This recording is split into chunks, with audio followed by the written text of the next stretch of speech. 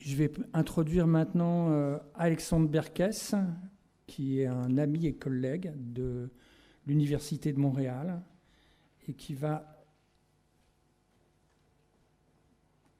Donc, en fait, je l'introduis, mais il va se présenter lui-même. On a travaillé ensemble depuis la naissance en fait, de ce qui s'est construit à Montréal. Et il va vous présenter en fait, l'approche systémique, mais surtout tout ce qui s'est développé en éducation médicale et sciences de la santé à l'Université de Montréal en 8-9 ans. Quoi. Voilà. Alexandre, je te laisse la parole.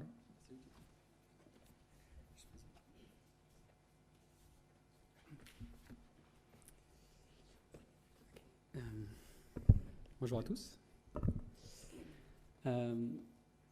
Merci d'être là. Merci aussi à l'équipe de m'avoir invité. Il y avait à l'origine, on avait des gens extrêmement pertinents qui devaient aussi venir partager leurs expériences dans l'enseignement, qui était l'équipe de Modène.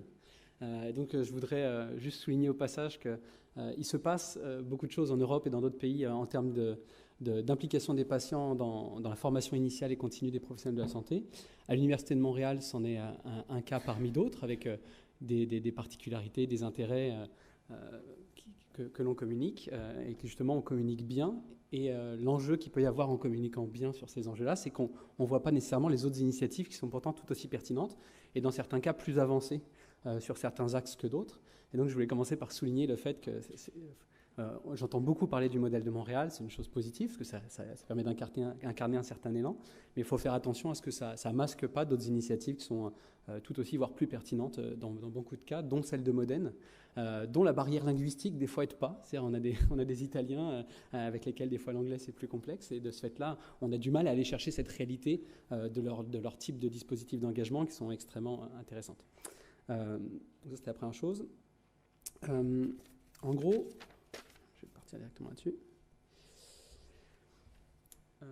La raison pour laquelle je suis venu ce matin et puis que je vous partage cette présentation, c'est la première fois d'incarner cet élan-là, c'est-à-dire dans un contexte particulier qui est celui du Québec, comment cet élan-là, cette vision éthique et politique du soin s'est matérialisée au sein des institutions, notamment celle de la formation.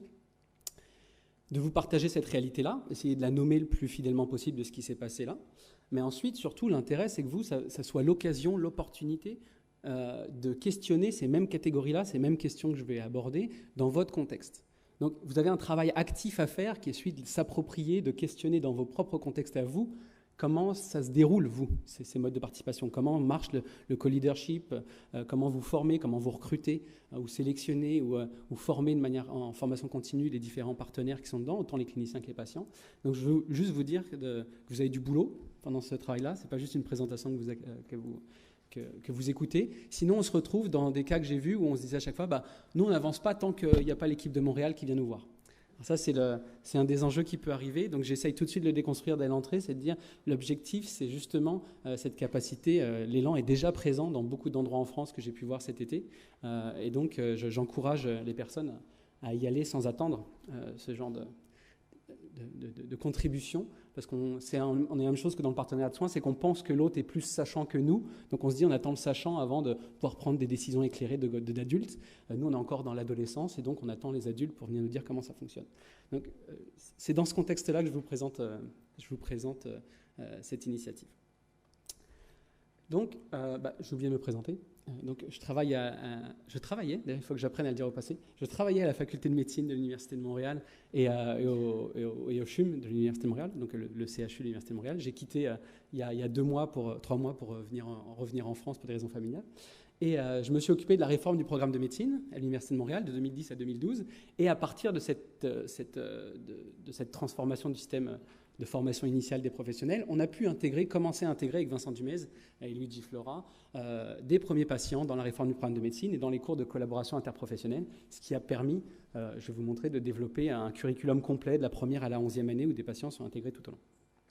J'ai donné un deuxième titre que celui qui était donné à l'origine, où je parlais de repolitiser les enjeux pédagogiques dans les facultés de sciences de la santé, c'est-à-dire de montrer qu'il y a une dimension profondément éthique et politique à toutes ces discussions-là et que ce n'est pas qu'une discussion de sciences de l'éducation. on sent, on l'entend. On pourrait voir les sciences de l'éducation comme s'il y a une dimension politique, mais de faire en sorte que ce n'est pas juste des discussions sur les dispositifs pédagogiques, sur la meilleure façon de recruter, former, c'est que c'est un modèle d'organisation sociale. C'est une proposition de reconfigurer différemment les relations de pouvoir, les relations de savoir et les relations d'émancipation entre les individus. Et donc la dimension profonde, ce n'est pas une discussion juste technique là-dedans, c'est une discussion purement politique et éthique au sens large. Politique, pas au sens partisan, au sens des règles communes qu'on se donne pour viser un destin commun. Je fais 2 slides rapides sur le modèle de Montréal, parce que tout le monde ne les connaît pas, mais la majorité d'entre vous, à 90%, avaient déjà vu les formations de base sur les fondements du partenariat. Donc je parle juste 2 diapositives de rappel pour ceux qui ne les connaissent pas. Et après, je vous parle plus du curriculum de formation initiale des étudiants de médecine de l'Université de Montréal et comment les patients sont intégrés. Donc, un des premiers fondements du modèle de Montréal, c'est cette reconnaissance de l'interdépendance des expertises et non pas de leur complémentarité. On a utilisé beaucoup le mot complémentarité, mais qui avait ses limites. La notion d'interdépendance montre qu'il n'est pas possible de prendre une décision de soins, c'est ça le postulat, il n'est pas possible de prendre une décision de soins optimale sans que les savoirs issus de la vie avec la maladie soient mobilisés dans cette décision de soins, dans cette co-décision de soins. Voulant dire, j'ai beau être un professionnel de la santé compétent, j'ai fait mes cours de médecine, j'ai fait tout ce qu'il faut, j'ai été chercher les bonnes infos, j'ai le bon diagnostic, je donne le bon plan de traitement selon les bonnes recommandations de la HAS, ça ne veut pas dire que j'ai fait ma job. Parce que derrière, je n'ai pas nécessairement répondu aux besoins populationnels en matière de santé, ou en tout cas, directement avec l'individu, à ses besoins à lui. Donc j'ai beau, dans ma sphère, avoir validé tous les indicateurs qui montrent que j'ai fait mon travail, dans la réalité, dans la fonction qu'on a déléguée aux professionnels de la santé en tant que citoyens et en tant que société pour qu'ils agissent pour améliorer la santé de tout le monde, le travail n'est pas fait. Donc c'est déjà de partir un postulat assez fort qui est de dire aucune décision médicale n'est valide, optimale, il ne répond en tout cas au mandat qu'on lui a donné, s'il n'y a pas cette mobilisation des savoirs issus de la vie avec la maladie du patient qui est en face de nous. Donc ça change quand même déjà pas mal comment on voit la formation initiale des médecins dans une faculté de médecine. Et la deuxième, c'est la reconnaissance du patient et du proche comme acteur de soins en part entière et non pas comme donc un client final ou comme une personne pour qui on travaille, mais une personne qui en fait est souvent le premier actant, notamment dans le cas des maladies chroniques, ou les premiers en termes d'heures et en termes de développement même de gestes techniques, vont être les premiers actants, les premiers acteurs vont être les patients. Et donc de reconnaître ce rôle actif et de membre à part entière de l'équipe de soins change aussi beaucoup la manière dont on va penser les soins et la formation. Et donc, s'il y a expertise, parce qu'on sait qu'on est un peu pognés tous avec les termes de patient expert, de patient partenaire, etc., dans le cadre de l'Université de Montréal, et séparer un peu le côté du patient expert qui aurait fait des études, je sais pas, en pédagogie et qui vient discuter avec un médecin, lui aussi dans une posture de pédagogue, avec un mandat, une mission de pédagogue, et de discuter de pédagogie. Mais à ce moment-là, le patient est en train de discuter en tant qu'expert de la pédagogie entre savoirs savants issus de la pédagogie, mais pas en train de mobiliser ses savoirs issus de la vie avec la maladie. Donc s'il y a expertise, si on parle de ce mot-là, parce que c'est celui-ci qu'on attend, l'expertise, c'est dans l'explicitation et la mobilisation des savoirs au sein d'une discussion de soins ou au sein d'une discussion pour l'organisation des soins. Et cette expertise est à ce niveau-là, et non pas nécessairement ce qu'on parle des fois des savoirs expérientiels, où on a des difficultés à différencier les savoirs expérientiels du professionnel de santé, qui en a lui aussi, et puis ceux du patient. Donc comment, même si ça marche très bien au niveau des discours, de dire la particularité des patients, c'est les savoirs expérientiels, on sait que c'est pourtant une commune condition de l'ensemble des humains qui vivent sur Terre. Donc si ces savoirs expérientiels ne sont pas les mêmes, quelle est la vraie différence qu'il y a avec ces savoirs qu'on mobilise dans le cadre des patients engagés? Le deuxième postulat que je vais vous partager sur le modèle de Montréal et qui me paraisse un petit peu teinter la particularité de ce modèle, c'est le fait de considérer que le jour où on aura des patients partout dans le système de la santé, je parle au niveau de l'organisation des soins, c'est-à-dire dans des comités d'amélioration continue, dans la gouvernance des CH et des CHU, des centres de recherche, etc., c'est de dire ça c'est un moyen, ce n'est pas une finalité. On ne sera pas avancé comme société le jour où on aura des patients partout dans les facs de médecine et dans les CH et dans les CHU et au ministère de la Santé. Ce n'est pas une condition suffisante pour se dire que les soins vont être transformés, l'organisation des soins va être transformée pour permettre le partenariat dans les soins et davantage d'émancipation et d'autonomisation dans les soins. Ce n'est pas une condition suffisante. C'est un moyen pour y arriver, parce qu'on sait qu'en rediscutant, en redéfinissant les structures incitatives du système de santé à nous orienter vers des comportements qui sont plus vers le partenariat de soins, là, on a peut-être plus de chances que ça arrive. Mais la finalité, c'est que l'ensemble des citoyens français ou québécois ou canadiens soient en capacité à prendre soin d'eux, de leurs proches, et d'être capables de rentrer en relation de partenariat avec les professionnels de santé avec qui ils vont avoir affaire à un moment de leur vie ou un autre. Et ça, c'est la finalité. Et que de ce fait-là, tout ce qu'on parle dans ce genre de colloque, souvent, c'est des moyens pour. On a essayé telle initiative qu'on pense permettre de sensibiliser les patients, les étudiants en médecine ou de développer certaines de leurs compétences qui leur permettra, une fois dans un certain milieu, ou dans le milieu dans lequel ils sont actuellement, d'agir comme partenaires de soins. Et donc d'agir sur eux, non pas uniquement en termes de compétences individuelles, mais même d'action collective, c'est-à-dire les sensibiliser à la nécessité avec leurs collègues d'agir de manière collective pour transformer leurs conditions de pratique. Parce que si chaque individu essaye de s'efforcer tout seul avec sa propre énergie individuelle et sa propre volonté et sa propre intentionnalité, tout seul pour transformer les pratiques de soins sans changer rien aux structures qui l'incitent au quotidien et qui le déterminent dans ses pratiques, il va vite s'épuiser. Puis c'est ce qu'on constate dans beaucoup de cas. C'est qu'il y en a beaucoup qui lâchent. Parce qu'effectivement, c'est énergivore, c'est chronophage et les conditions sont peu propices à ça.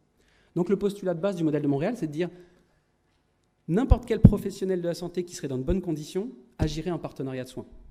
C'est un postulat fort, mais ça change totalement la stratégie de transformation. C'est-à-dire que de ce fait-là, on s'intéresse beaucoup plus à l'organisation du système de santé et des pratiques qu'à dire le but, c'est de développer l'empathie des professionnels de santé en s'intéressant à chaque individu, en lui disant « Tu sais qu'éthiquement, c'est vachement supérieur d'être en partenariat de soins ».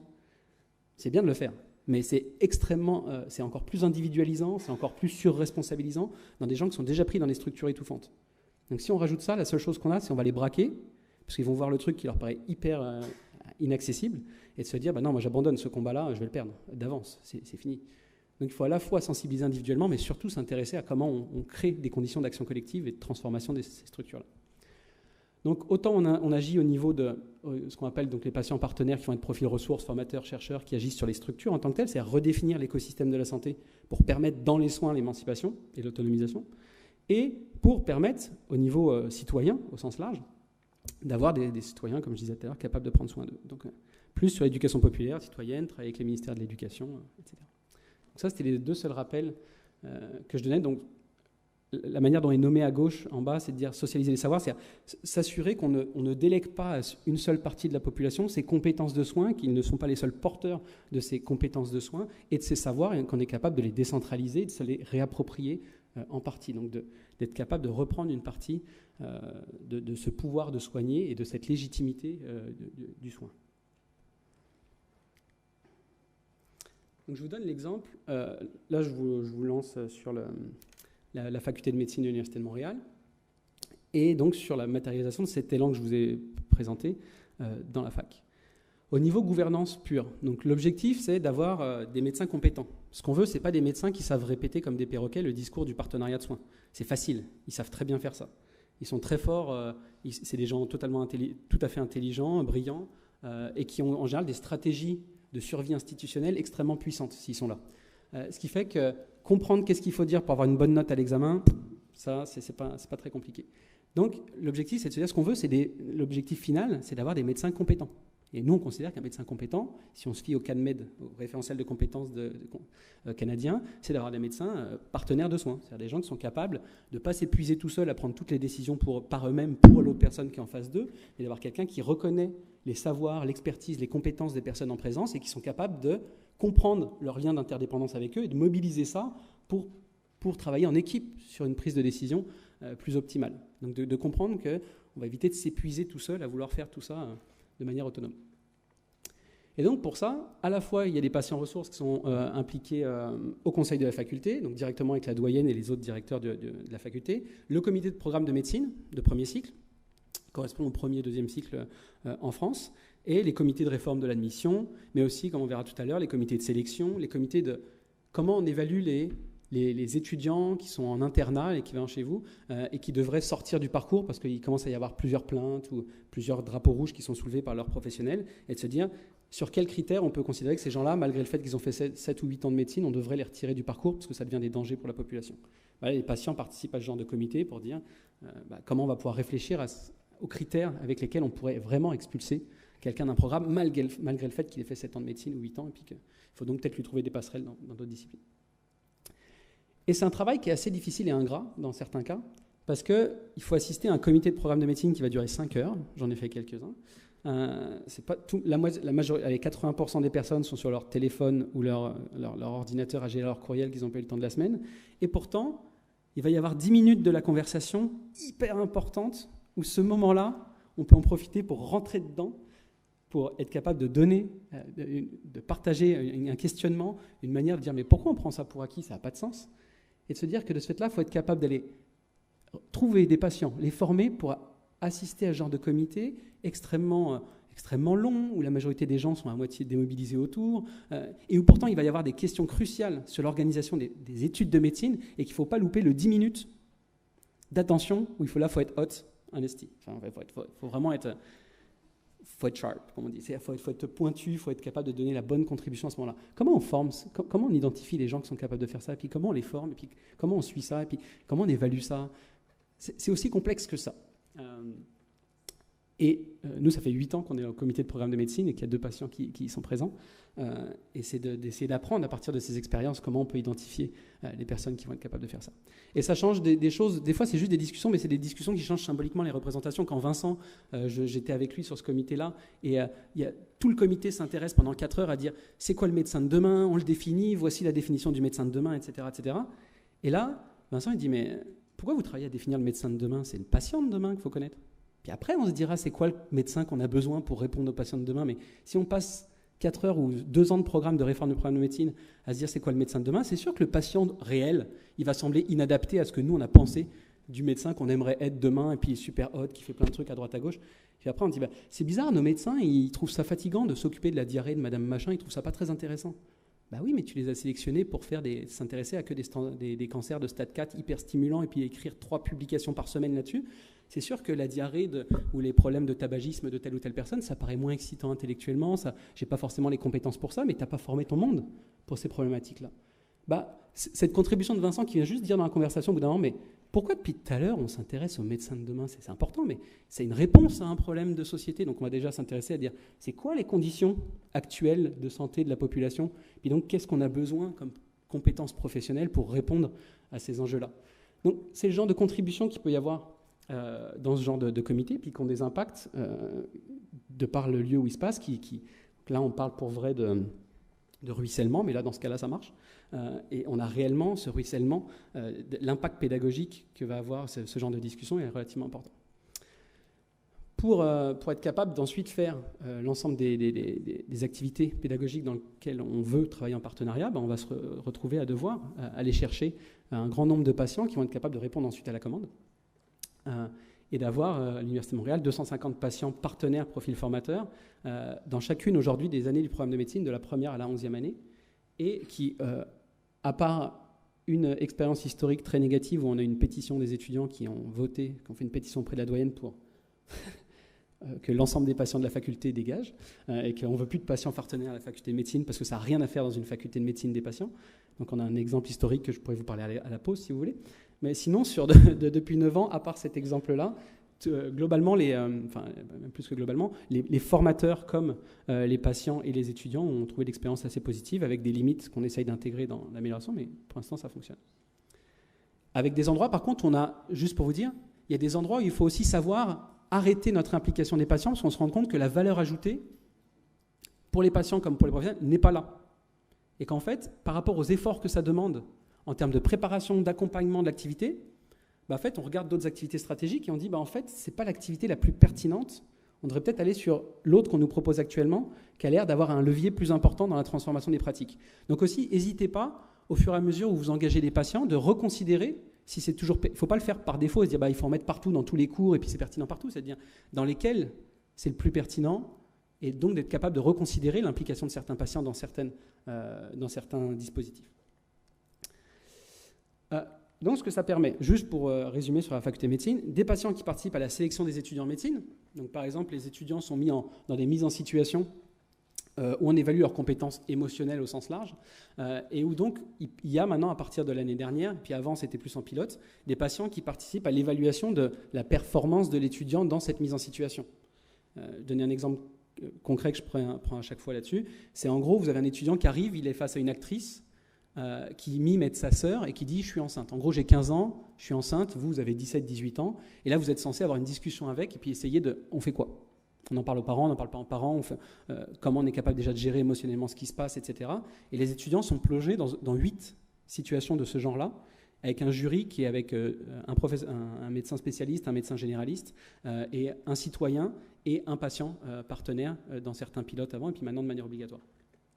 Et donc, on est capable d'évaluer comme ça et de compenser l'évaluation et la sélection des étudiants uniquement par la note, pour compenser avec une évaluation par les compétences, j'aime pas trop le mot, mais émotionnelles, vous comprendrez ce que je veux dire là-dessus, pour dire, on ne va pas prendre en médecine que des gens qui ont un dossier parfait scolairement, mais des gens qui sont aussi capables de montrer en situation une forme d'intelligence émotionnelle qui peut même compenser le fait qu'ils aient des notes pas optimales. Et que de ce fait-là, on va prendre des profils qui sont un peu plus... vous avez compris. Les patients peuvent donc diriger aussi des départements de la faculté de médecine. Je parle en termes de transformation symbolique. Ce que ça change d'avoir des étudiants, quand vous êtes étudiant en médecine, quand vous avez des patients qui vont participer à votre sélection, qui sont légitimes et crédibles pour co-diriger un département de la faculté de médecine. Ici, l'incubateur d'innovation pédagogique, qu'elle s'épasse. Des patients qui sont amenés partout dans la gouvernance. Si vous êtes représentant d'étudiants ou vous êtes étudiant, vous allez entendre parler que les patients ont participé, les patients ont participé à ces différents comités-là qui sont pour vous des entités crédibles et légitimes. Ça participe à la reconnaissance de la légitimité de leur présence dans la faculté et de leurs compétences pour penser le soin. Les patients peuvent être des formateurs, on a déjà dit, et les patients peuvent évaluer les compétences aussi. Dans les OSLER et dans les ECOS, pour ceux qui ne connaissent pas, c'est des mises en situation clinique aussi qui sont à la fin des études de médecine et qui vont arriver en France et qui vont être obligatoires dans très peu, qui permettent d'évaluer, non plus juste avec un examen de connaissances pour voir si vous avez appris tout par cœur et que vous êtes capable de répondre à une question hyper complexe en 2 secondes et demie, mais de se dire, est-ce que vous êtes capable de mobiliser ces connaissances-là au sein d'une relation de soins, et donc on vous évalue avec un patient, essentiellement du temps c'est des acteurs, mais on a essayé nous de mettre des patients pour justement être capable de changer l'engagement pédagogique des étudiants là-dedans, parce que si vous êtes étudiant et que vous devez discuter de l'impact sur la vie sexuelle d'un patient qui a eu le sida et que c'est un acteur versus un patient qui l'a vécu dans sa propre vie, je vous garantis que votre engagement pédagogique n'est pas le même. Vous prenez un peu différemment les questions et au sérieux la manière, et on le voit tout de suite. Les étudiants qui sont avec des patients versus des acteurs, leur manière d'être impliqués dans l'activité, dans le dispositif pédagogique, c'est autre chose. Ils font beaucoup plus attention et on voit très bien qu'en même temps, le pire, l'impact le plus important, c'est qu'un feedback, une rétroaction donnée par un patient versus un acteur, les étudiants ne le perçoivent pas du tout de la même manière. Quand on faisait les pilotes et que dans certains groupes, il y avait des patients et dans certains groupes, des acteurs, les étudiants qui sortaient d'une pièce avec un acteur, ils disaient « Non, mais tu vas voir, à la sortie de la 3, là, parce que normalement, ils ne le savent pas, mais au bout d'un moment, ils s'en parlent. À la 3, là, c'est un patient. Tu vas voir ce qu'il m'a dit, moi, ça a changé ma façon de voir. » Là, tu dis « Mais l'autre, tu as dit un truc hyper puissant tout à l'heure, c'était un acteur. » C'était tout aussi vrai, mais prononcé de la bouche, en tout cas venant d'un acteur, c'était pas du tout reçu de la même manière. Donc, c'était pas juste sur le contenu objectif de ce qui était dit, en termes de pertinence d'analyse de la pratique, c'était par qui c'était émis. Et c'est ça qui change dans le partenariat. Donc, des fois, il ne faut pas juste se concentrer sur le côté objectif, le contenu. C'est que le simple fait d'avoir un patient, symboliquement, change le rapport au monde avec lequel l'étudiant va s'engager dans cette interaction de soins, de cette interaction pédagogique. Et donc, comme il nous reste 10 minutes, j'avais voulu faire un lien avec Piketty, mais je vous le ferai à la pause aussi. En gros, nous, on a juste catégorisé l'intégration des patients dans l'enseignement selon ces différentes catégories. Encore une fois, ça m'énerve cette représentation, mais je n'ai pas réussi à la changer dans l'équipe. C'est le côté, ça monte comme si on allait être de plus en plus civilisé ou de mieux en mieux si on montait vers la droite. Là. Mais en fait, en termes pédagogiques, c'est que chacun de ces types d'engagement développe différemment, développe des compétences différentes et à des degrés différents. Donc, ce n'est pas un patient comme un mentor, c'est vachement mieux qu'un mannequin, qu'un patient standardisé ou autre, etc. C'est juste que ça fait des choses différentes. Donc le mieux, c'est pas de se dire on va repenser le programme de médecine en mettant que des patients au niveau super élevé là, et puis là on aura des super professionnels de la santé. Non, les mannequins sont très pertinents dans certains cas pour certains gestes, les patients simulés dans certains cas aussi, on peut discuter lesquels. Mais en gros, c'est juste pour vous dire qu'on a commencé à distinguer ce type d'engagement pour être capable de voir comment est-ce qu'on les forme différemment. Nous, on parle de recrutement, je sais qu'en France, c'est plus compliqué, mais comment on les sélectionne, comment on identifie les personnes, et puis on peut voir ce qu'il y a derrière, parce qu'il peut y avoir des enjeux politiques que je comprends. Comment on identifie ces personnes-là, comment on les forme, et puis comment on accompagne, et puis dans lesquels il y a vraiment un intérêt. Donc ça peut nous aider aussi pour discuter les types d'engagement tout à l'heure. Donc je vous donne des exemples de... En gros, ça c'est la version complète et synthétique des types d'engagement, mais je vais vous le préciser rapidement là. En gros, il y a des patients qui sont intégrés, et là il y en a 70 à 75 par année, 76 là, dans différentes années, où en gros ils participent au cours de collaboration interprofessionnelle. Donc dire, si le patient est un acteur de soins à part entière, qui est un membre à part entière de l'équipe de soins, quand on fait de la collaboration interpro, le patient en fait partie.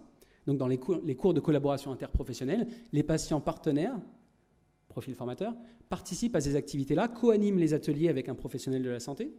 Et donc, il y a 76 groupes de plusieurs étudiants, donc il y a 4500 étudiants en tout par année, là il y a 1500 par année x3 donc. Il y a 4500 étudiants par année qui sont formés par un duo de professionnels et patients à la collaboration interprofessionnelle et à la manière de voir comment il y a interdépendance et complémentarité de ces compétences-là.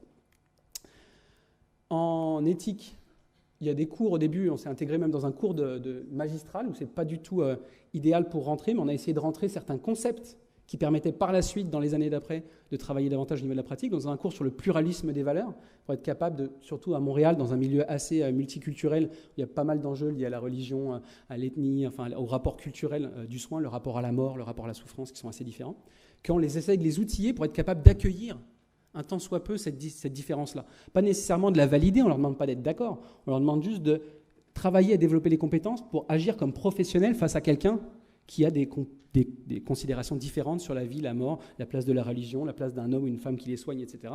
Et donc d'être capable de rentrer en coopération avec ces gens-là.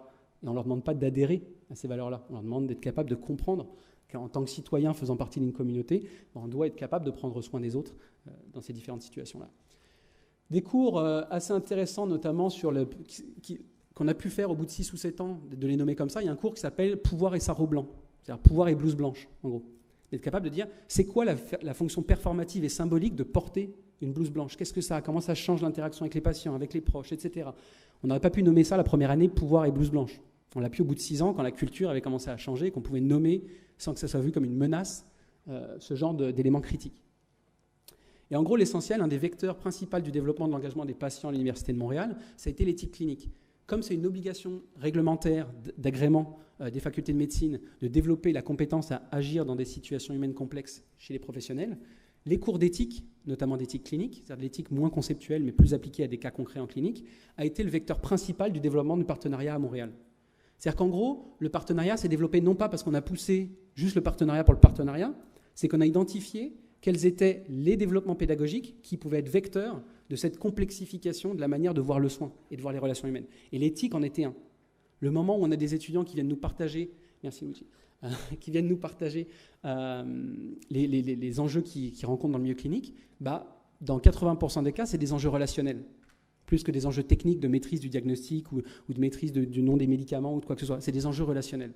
Donc les patients ont co-animé avec des professionnels des discussions sur des groupes comme en France, des groupes de pratiques réflexives, ou je ne sais plus comment on appelle ça, des groupes d'échange de pratiques, où on revient sur des situations complexes, on les discute entre professionnels, sauf que là, on a un patient partenaire profil formateur qui nous aide à avoir justement ce regard différent sur « oui, mais tu sais que quand on est patient de ce côté-là ou quand on est proche, voici ce qu'on vit de cette manière-là. Donc je comprends que de ton côté, tu l'as vécu de cette manière-là, mais voici comment potentiellement l'autre a pu le voir, ou telle dimension que toi, tu ne considères même pas dans ton analyse. En fait, celle-là, elle est voire prioritaire ou prépondérante dans la manière dont le patient va voir cette situation-là. » Donc en gros, ça c'est juste pour vous illustrer le fait que, je ne peux pas rentrer dans le détail de chaque activité, mais qu'en gros, c'est que il faut, par opportunisme, regarder ce qui se passe déjà, plutôt de se battre contre des moulins à vent, c'est dire, il y a le déploiement de l'éthique clinique, c'est une obligation ministérielle, il y a des ressources qui sont mises là-dedans, comment on peut travailler avec l'équipe de professionnels qui sont chargés de ça, pour profiter et identifier dans ces activités-là lesquelles sont propices à l'engagement des patients. Et on ne l'a pas fait dans toutes. On a identifié celles qui étaient des conditions gagnantes d'engagement des patients. Donc actuellement, s'il se développe la simulation, s'il se développe les écosses, et que c'est obligatoire et qu'il y a des ressources qui viennent avec, bingo, c'est le moment de travailler avec ces équipes-là pour se dire comment on peut penser un Écosse avec des patients partenaires profil formateur, et ça, on peut en discuter en détail. Les activités de mentorat aussi, donc des étudiants qui sont aussi patients, ou qui vont l'être, qui sont dans toutes les facultés de médecine de l'Université de Montréal, travail social, psychologie, pharmacie, etc., qui peuvent demander, sur base volontaire, c'est pas obligatoire, d'être accompagnés par des patients tout au long de leur programme de médecine, ou de sciences infirmières ou autre.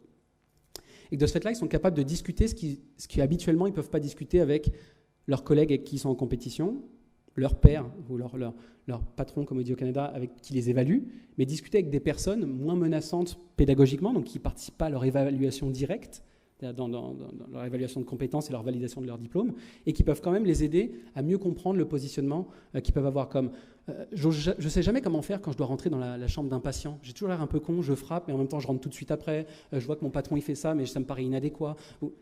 Et en général, on n'ose pas le dire parce que même dans leur famille, les étudiants nous disent « mais quand j'arrive au repas de famille le dimanche, le rôti avec mamie le dimanche, oui, le midi, on a la même chose ici, c'est de dire « j'ose pas dire toutes les faiblesses que je vois ou le sentiment d'impuissance que j'ai ou le sentiment d'incompétence d'imposteur parce qu'eux, ils me vénèrent. Je suis je suis l'enfant de la famille qui a fait médecine ou mon père a fait médecine et ma mère a fait médecine. Et de ce fait-là, c'est difficile de partager ce sentiment-là à des personnes envers qui je ne me sens pas menacé, pédagogiquement, symboliquement, etc. Et donc, ces patients mentors peuvent être une manière de discuter avec des gens qui nous paraissent, à ce moment-là, moins menaçants dans ce contexte-là. Et imaginez la manière dont ça va changer, comme futur professionnel, sa manière d'interagir avec des patients et d'être en relation avec des patients quand, pendant son programme de médecine, son allié, pour être capable d'aller bien et de passer à travers ça de manière sereine, ces études exigeantes-là, ça va être des patients. Nous, c'est le pari qu'on prend. On pense que ça va quand même clairement changer. Je vais conclure de manière tout à fait... J'enlève les 40 slides que j'avais prévus derrière. Facteurs clés de succès principaux. La reconnaissance de... Donc ça, c'est plus personnel. Hein. Je ne vous dis pas, il n'y a pas une revue de littérature associée à ça. C'est plus sur les 9 ans d'accompagnement de l'intégration des patients à l'Université de Montréal et puis dans d'autres facs qu'on a accompagnés, qui est, la reconnaissance de l'interdépendance des expertises. Si on considère toujours, ce qui est 99% le cas, que le partenariat avec les patients, c'est un petit plus, ou c'est la cerise sur le gâteau, ou c'est une manière de faire un peu mieux quand on a déjà pris une bonne décision de soins, ça ne marche pas. C'est la base, ce n'est pas le plus, ce n'est pas le petit complément en plus, ce n'est pas la petite part de camembert qui manque, et puis en fait c'est le 10% en plus. C'est que ça redéfinit la manière dont on pense le camembert. C'est parce que ce n'est même plus les mêmes dimensions dont on parle. La reconnaissance du patient comme acteur de soins à part entière, on a discuté. Un leadership fort, visible et durable de la direction. Donc nous, c'est vrai qu'on a eu un doyen extrêmement favorable au début, mais ça a duré 4 mois. En gros, on a eu un doyen extrêmement fort pendant 4 mois. Merde, c'est filmé. Je ne peux pas dire le reste sur les doyens qui suivent. Il n'y a pas eu le même leadership pédagogique. Et que de ce fait-là, quand en tout cas c'est parti d'un élan qui nous a mis dans une position organisationnelle favorable, en tout cas qui nous donne une certaine légitimité pour déployer, ça a changé tout par derrière. On n'était pas juste des outsiders, on a été placés dans une position qui nous a permis de prendre des risques sans tout le temps être menacés. C'est encore le cas 9 ans après, c'est encore extrêmement compliqué en termes de financement interne, en termes de pression sur justifier la pertinence de ces approches-là. Mais globalement, si vous êtes soutenu par la haute direction ou par des gens symboliquement forts dans votre institution, ça aide à être capable de pouvoir prendre certains risques et au cas où, au début, vous loupez sur certaines choses, ça va couvrir aussi une partie de ça. Parce qu'en gros, on va vous attendre. Si vous faites le premier dispositif d'engagement des patients dans notre faculté de médecine à Tours ou je ne sais pas, tout le monde vous regarde. Donc on s'attend. Et ceux qui sont contre le partenariat, ils vous attendent aussi. Donc c'est pour ça qu'il faut choisir des petits projets, pas trop gros, pas des usines à gaz, des trucs où il y a plein de facteurs clés de succès. On s'assure que ça va être quelque chose sur lequel on va pouvoir capitaliser. Un processus de recrutement rigoureux basé sur les compétences. Donc comment on les met en situation pour voir en amont. Dans le recrutement ou dans la sélection, on fait vivre un atelier d'éthique clinique. Voici à quoi ça ressemble un étudiant en médecine qui peut te rentrer dedans sur tel ou tel sujet. Voici ce qui se partage dans ce type d'atelier. Est-ce que c'est déstabilisant, pas déstabilisant? On le teste directement, on ne leur pose pas la question, on le vit ensemble. On se donne et c'est des patients de l'équipe et les professionnels qui vont jouer cette simulation-là. Donc on est quand même dans un contexte bienveillant entre nous et on essaye justement avec d'autres patients. Ce n'est pas des professionnels qui viennent juger si le patient est adéquat ou pas. C'est, par exemple, la personne qui s'occupe historiquement le plus du recrutement, ça a été André Néron, mais maintenant Annie Descoteaux depuis des années aussi. C'est des patients ou des proches qui reçoivent les patients et qui ont ces discussions avec eux. Donc c'est beaucoup moins menaçant aussi d'avoir un feedback ou une rétroaction d'un patient et d'un professionnel quand on est patient, d'un patient ou d'un proche, pardon, quand on est un patient que quand c'est un professionnel. Même si le feedback peut être tout à fait pertinent, c'est juste que symboliquement, c'est pas vu pareil. Et une formation continue, des deux en même temps. Ça, on sait que c'est difficile d'aller chercher les cliniciens et les professionnels parce qu'ils ne veulent pas nécessairement se déplacer ou c'est pas prévu. Ils donnent un cours chaque année de 4 heures à tel endroit, et puis là, il faut dire tu viens 3 heures avant ou 2 heures un autre jour, puis tu viens te former avec un patient. Ça peut être plus compliqué. Mais globalement, si vous formez chacun de leur côté, en général plutôt uniquement le patient en partenariat, et qu'il arrive dans le dispositif pédagogique, il y a de grandes chances que le professionnel, il n'apprécie pas vraiment ça, parce qu'il va se rendre compte que le patient, il est vachement plus formé, il a lu vachement mieux les textes qu'il avait à préparer, et surtout, il a des compétences d'animation et pédagogique pas mal plus développées que lui. C'est assez menaçant, merci. Donc, si vous ne voulez pas non plus que ceux qui osent venir dans les dispositifs, s'engager, co-animer avec des patients, se sentent en plus eux-mêmes déjà en inconfort, parce qu'en fait, ils arrivent avec des patients surpréparés, et eux, en général, ils ne sont pas nécessairement où ils ont lu le truc 10 minutes avant d'arriver, ça crée des choses qui ne sont pas très agréables non plus. Donc, la co-formation en amont permet justement de s'assurer que ça n'arrive pas. C'est s'assurer qu'ils se parlent avant, qu'ils ont été formés ensemble, et de ne pas prendre pour acquis que le professionnel, lui, il a des compétences pédagogiques d'animation ou qu'il est déjà partenaire par défaut parce qu'il est professionnel de la santé. On ne ferait pas tout ça si c'était déjà le cas. Donc justement, il ne faut pas négliger et avoir un degré d'exigence de préparation envers les patients qui est tellement plus avancé que les professionnels qu'au final, on se retrouve avec des patients déjà non représentatifs et en plus qui ont un degré de préparation qui va induire l'échec plutôt du dispositif. Et la dernière, rapido. Ce que je vous partagerai après 3-4 mois où j'ai rencontré plusieurs des équipes en France qui font de l'engagement patient à tous les niveaux. Et ce que j'ai pu voir comme différence culturelle, c'est la manière de le faire. Premièrement, c'est en France versus l'Amérique du Nord, donc c'est un souci de pragmatisme qui est en Amérique du Nord. On n'attend pas d'avoir tout cadré, d'avoir tous les concepts définis avant d'agir. On fait, même si on n'a pas de formation, on commence. Puis après, au fur et à mesure, on essaye de développer ce qu'on a besoin de développer. Vous connaissez le truc, c'est que si on commence comme ça, on va d'abord théoriser tout ce qu'on a besoin. Donc on va développer un curriculum de formation de 12 formations pour tous les cas où le patient pourrait être intégré. Et en fait, il y en a 2 qui vont servir sur 12, mais on aura mis 12 mois, on aura loupé la moitié des opportunités. Alors qu'il aurait fallu commencer par les 2, on essaye, on se prépare comme on peut. Il y a déjà plein de matériel qui est disponible, ça se partage gratuitement, ça existe. Donc déjà, pragmatisme, on apprend en faisant. Arrêtez d'attendre l'institution. Parce qu'en gros, si vous voulez faire de la transformation organisationnelle à l'intérieur des cadres de l'institution, par défaut, vous ne transformez rien. Okay, par définition même. Donc à un moment, il faut y aller, même s'il n'y a pas de règles, même si c'est gris, même si ça paraît risqué. C'est qu'on ne peut pas attendre. En fait, les patients, c'est ce que disent les patients de l'équipe ou les patients qui sont dans le réseau, il n'y a que les professionnels qui peuvent attendre. Nous, on ne peut pas attendre. Donc c'est cool de dire, oui, mais on va attendre le prochain agrément, dans 3 ans, ça sera un super levier. Oui, mais non, dans les soins actuellement, là, on ne peut pas considérer qu'on est tranquille, on a le temps d'attendre 3 ans que ça se passe. Non, il faut agir maintenant. Donc il faut qu'il y ait cette tension-là dans votre équipe. C'est qu'il y en a qui ramènent tout le temps le fait qu'on ne peut pas se permettre de tout le temps. Et en même temps, on ne peut pas tout faire tout de suite.